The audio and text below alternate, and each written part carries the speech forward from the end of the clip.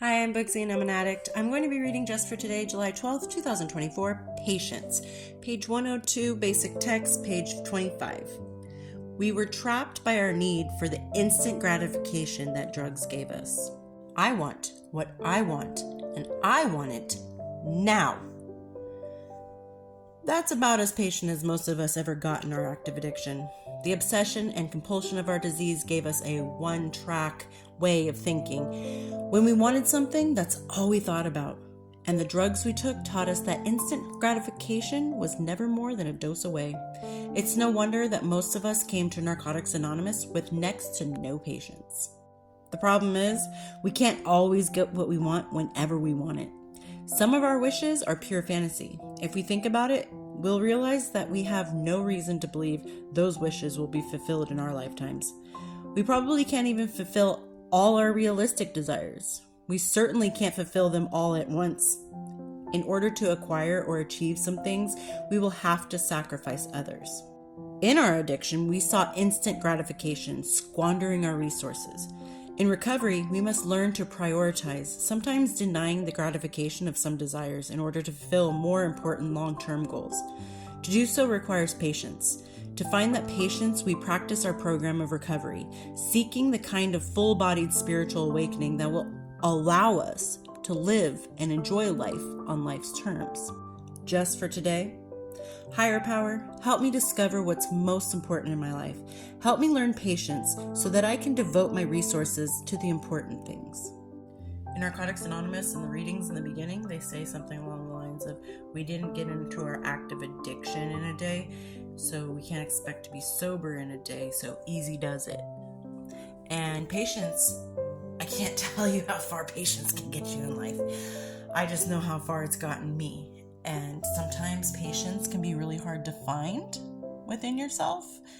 But when you do find it and you start to notice the things that you patiently waited for or worked towards start to fall into place, you start to be like, wow, yeah, this happened exactly when it was supposed to.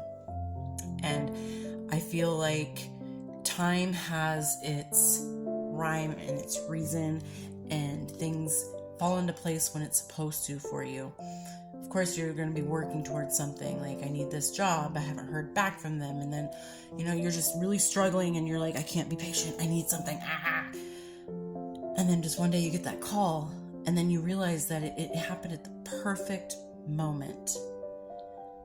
And when you're patient with other people, it gives you a second in your own little space to evaluate the situation and to evaluate the words that you're going to use and how you're going to approach the situation. Because if you just jump right into something that someone is talking to you about or asking you a question about, and you just jump into it with emotion, you may come off as rude, you may come off as unstable, irresponsible, irrational, all those things. But if you sit there and you take in what people are saying or what you're seeing and what you're experiencing, and you take the moment to do that whole meditation thing that one of my other Just for Today videos talks about, and you just sit there and think about it for a second and then approach the situation, you'll see it so much more clearly. And patience, it's everywhere. The opportunity to have patience is everywhere, every single day. Your kids, I gotta be patient. They're kids, they're learning, they're growing up to become full-grown adults someday.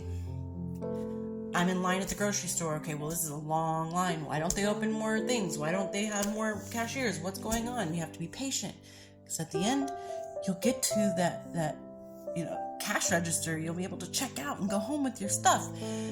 But just learning how to be patient, even when it doesn't make sense, is a very healthy boundary to give yourself.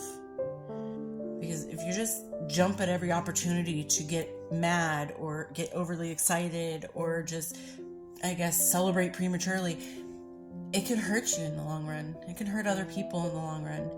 But being patient gives you that chance to actually hear what people are saying. It actually gives you that chance to see what's actually happening in front of you, and you can comprehend and you can evaluate and you can understand what you need to do next in a very responsible and reasonable manner. I don't know if any of that makes sense. It's way past my bedtime, but I really felt like I needed to do this one. And also, Patience is my daughter's middle name. Anyway, I hope everyone's doing well out there, and I'll talk to you later. Bye.